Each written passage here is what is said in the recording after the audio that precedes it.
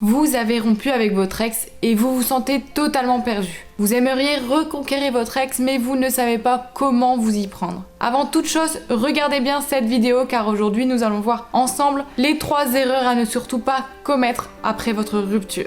Bonjour à toutes et à tous, je suis Lucie, votre coach en reconquête amoureuse. Ma mission, permettre à un maximum de couples de se remettre ensemble car je suis convaincue que l'amour véritable ne se termine jamais. Avant de commencer, cliquez sur le bouton s'abonner pour vous abonner et sur la cloche pour recevoir tous mes conseils en reconquête amoureuse. Et d'ailleurs, si vous souhaitez savoir quelles sont vos chances de reconquérir votre ex, je vous ai préparé un petit quiz juste en dessous de cette vidéo. Il est rapide et simple. Pour le faire, il vous suffit de cliquer sur le lien en dessous de cette vidéo. Parlons maintenant des 3 erreurs à ne pas faire après la rupture et que pourtant la plupart des gens font systématiquement. Les 3 erreurs que je rencontre le plus en accompagnant mes coachés, c'est le fait d'être dans le déni, de pourrir son ex de reproches et enfin de le ou la harceler. Commençons par le déni. C'est la première erreur que beaucoup de personnes commettent. C'est celle de ne pas accepter la rupture ou plutôt de minimiser la gravité de la situation. Je vois tellement de monde commencer mes accompagnements avec l'impression que la rupture est une simple dispute. La rupture n'est pas juste une phase dans votre histoire d'amour. Malheureusement, la rupture, c'est la fin de ce qui a existé entre vous et votre ex, mais aussi la fin d'une partie de votre histoire personnelle. Si vous en êtes là dans votre relation, c'est que vous avez été au bout. C'est la fin de ce que vous avez connu précédemment.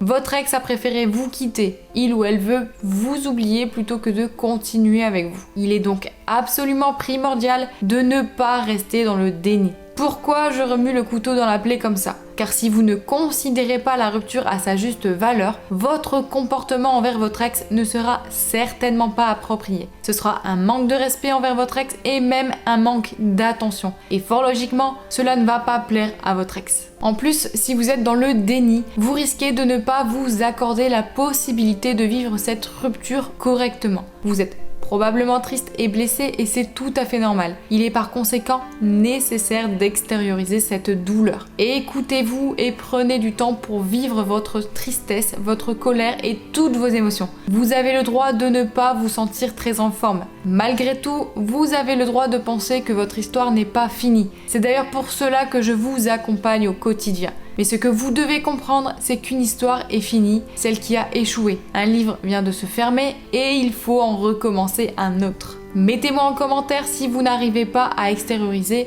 écrivez déni tout simplement et nous discuterons ensemble de ce que vous pouvez faire pour arriver à gérer vos émotions. La deuxième erreur que je vois tout le temps est de trop en parler. Et ça, c'est une erreur, pourquoi ? Car si vous avez l'intention de reconquérir votre ex, vous ferez mieux de ne pas trop parler des défauts de votre ex ou en tout cas de ne pas vous épancher sur tous les torts de votre ex avec tout votre entourage. Car vos proches seront alors partie prenante de votre histoire et si vous voulez après vous remettre avec, elles risquent fort de tout faire pour vous décourager et pour miner vos chances. Car ils auront toujours en tête le mal que votre ex vous a fait. Croyez-moi, j'ai accompagné des coachés dont la famille a tout fait pour qu'ils se séparent à nouveau et la reconquête a été très difficile car ces personnes vous aiment et veulent vous protéger, parfois même contre votre gré et pensent en plus qu'il s'agit là d'un devoir. Si vraiment vous souhaitez en parler, si vous avez besoin de vous exprimer, ce que je comprends tout à fait, parlez-en à 1 ou 2 personnes maximum. Des personnes de confiance qui ne sont surtout pas vos parents. Les parents, vraiment, je suis catégorique, ne leur dites rien. Et lorsque vous parlez de votre tristesse ou de votre ex à un proche, rappelez à votre interlocuteur que dans une séparation, il n'y a jamais qu'un fautif. N'hésitez pas à lui répéter régulièrement que là, maintenant, vous êtes triste, mais que votre ex vous a aussi rendu très heureux ou heureuse à d'autres moments. Il est nécessaire que votre interlocuteur fasse la part des choses. On en vient maintenant à la pire chose que vous pourriez faire si vous souhaitez vous remettre avec votre ex. C'est le 3e truc à ne pas faire après une rupture. Vraiment, ne faites pas ça. Vous risquez de tout gâcher. Ne harcelez pas votre ex. Si vous le faites, vous risquez fortement de perdre votre ex, mais pour de bon. Après, si vous n'éprouvez plus rien pour elle ou pour lui, alors bon, c'est une autre histoire. Cela étant, si vous éprouvez le besoin d'adopter ce genre de comportement, c'est très certainement car vous êtes blessé. Et cela tout simplement parce que vous éprouvez encore de profonds sentiments pour votre ex. J'en reviens donc à ce que je disais au départ. Ne harcelez pas votre ex de messages, quels qu'ils soient. Ce que j'entends par harceler, c'est écrire sans cesse des SMS à votre ex, l'appeler plusieurs fois d'affilée pour qu'il ou elle vous réponde, le ou la suivre, l'attendre à la sortie du travail. Vous voyez un petit peu de quoi je parle.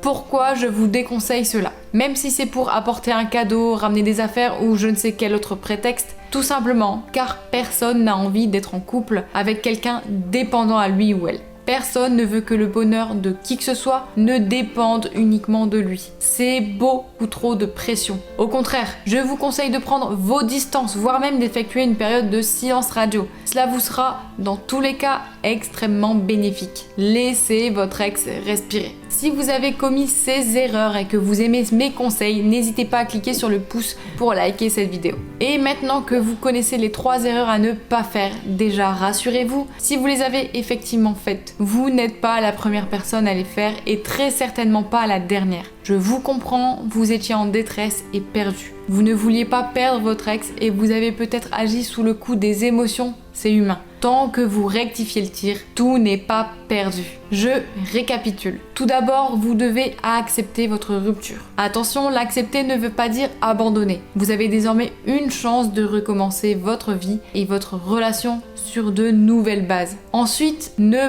parlez pas négativement de votre ex. En tout cas, si vous souhaitez que votre ex retrouve une place saine dans votre vie, si vous avez envie qu'il ou elle soit apprécié par vos proches, alors il est primordial qu'il garde un avis positif sur votre ex, car sinon ce sera très difficile pour eux de considérer votre ex comme une bonne personne pour vous.